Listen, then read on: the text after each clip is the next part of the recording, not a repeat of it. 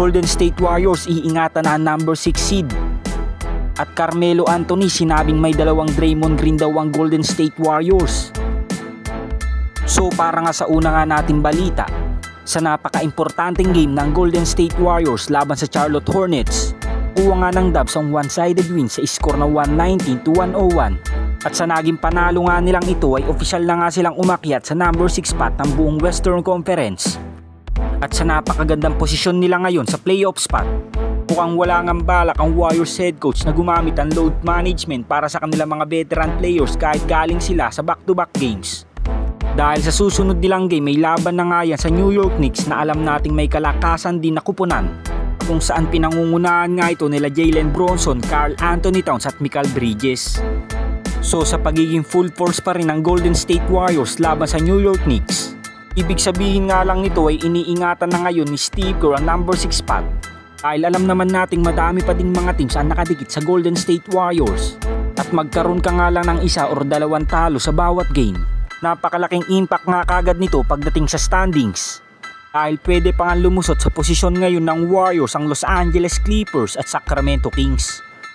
Ganun pa man kung gusto nga ng Warriors na manatili sa number 6 spot, na kailangan nga lang nilang i-maintain ang kanilang mga panalo sa bawat game.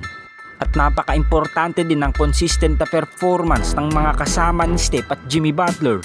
Dahil kung sila nga lang ang gagawa para sa Dubs, may chance nga ang ibang mga teams na maagaw ang kanilang posisyon sa number 6 spot ng buong Western Conference.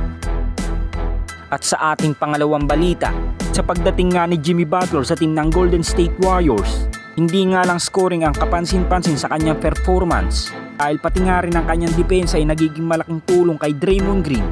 Dahil sa tuwing gagamit nga si Steve Kerr ng small ball lineup, nagiging maganda nga ang kanilang defensive ends, kung saan parang may dalawang Draymond Green nga ang Warriors sa ilalim ng basket. At sa ganitong taktika nga ng Warriors head coach, nga nila laging napepersa sa turnovers ang kabilang team, kaya naman ito nga nagiging malaki nilang advantage sa kanilang mga panalo.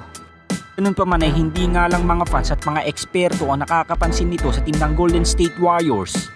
Dahil pati na nga rin si Carmelo Anthony ay nabanggit nito sa kanyang podcast. At ayon nga dito sa pagdating nga daw ni Jimmy Butler sa Warriors, parang dalawang Draymond Green nga daw ang dumating sa kanilang team. Dahil sa tuwing maglalaro nga silang dalawa ng 4 at 5 sa kanilang lineup, mas humihigpit nga ang kanilang defensive ends, kung saan nasisil nga nila ang passing lane ng kabilang team. Kaya naman nagre-resulta ito ng mga turnovers.